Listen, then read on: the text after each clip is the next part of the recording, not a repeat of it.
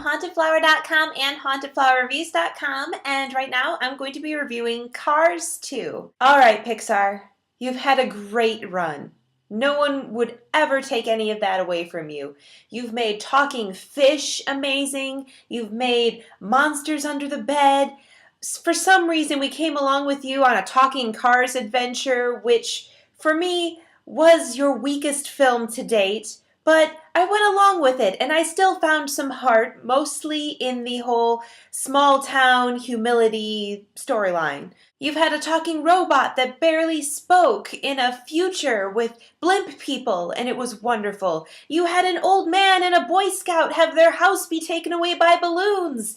And somehow you made sequels to an excellent toy movie. I had my doubts about Toy Story 2 and 3, but both of them have their merits as movies. The winning streak has officially come to an end.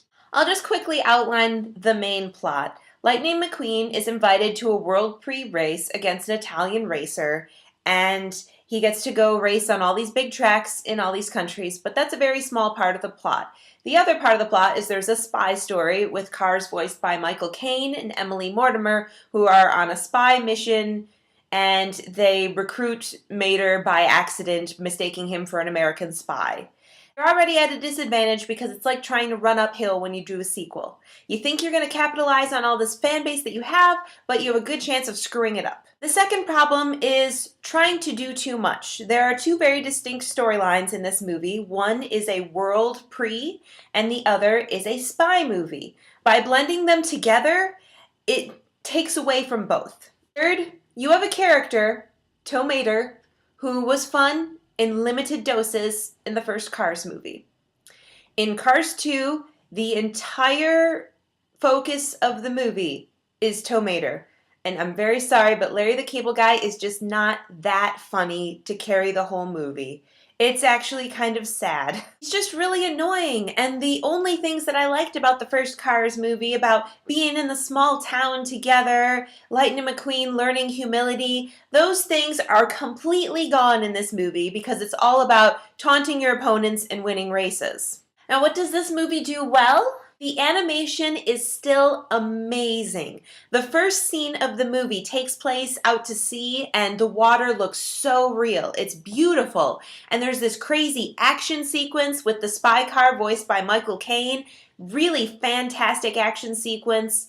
There are all these beautiful shots of different parts of the world because of this World Prix race. You get to see cool things in Japan. There's a beautiful skyline in Italy, France. You almost expect Ratatouille characters to show up. The movie looks amazing, and it has moments that are very funny.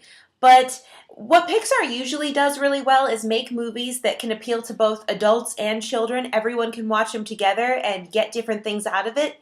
This movie, oddly enough, it seems like the tomato character is there for the children, but there are so many other references for the adults that I don't think the kids are getting. For example, a big part of the plot has to do with alternative fuel sources.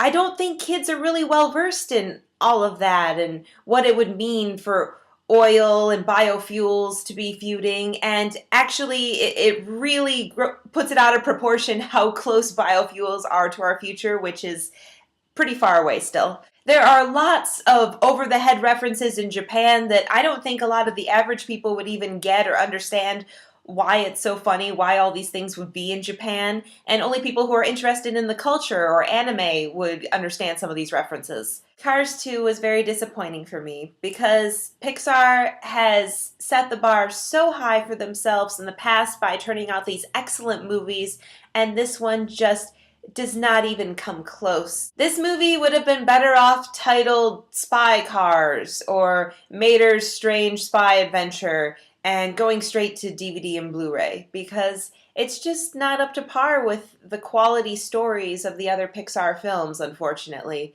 It even has a lower Rotten Tomatoes percentage than Bad Teacher coming out this weekend, which I'm going to review next. Well, thank you for watching my review for Cars 2. See you next time. Bye. For more reviews and to find out about free contest giveaways, go to hauntedflowerreviews.com. My reviews are also available as a podcast on iTunes. Search for Haunted Flower Reviews and subscribe and leave us feedback and comments. Our store is hauntedflower.com, where we specialize in fantastic licensed apparel from movies, TV shows, video games, anime, and more. You can find us on Facebook at facebook.com/hauntedflower and Twitter at haunted_flower. If you're local to the Indianapolis area, visit indiemojo.com for details on how you can win free screening passes.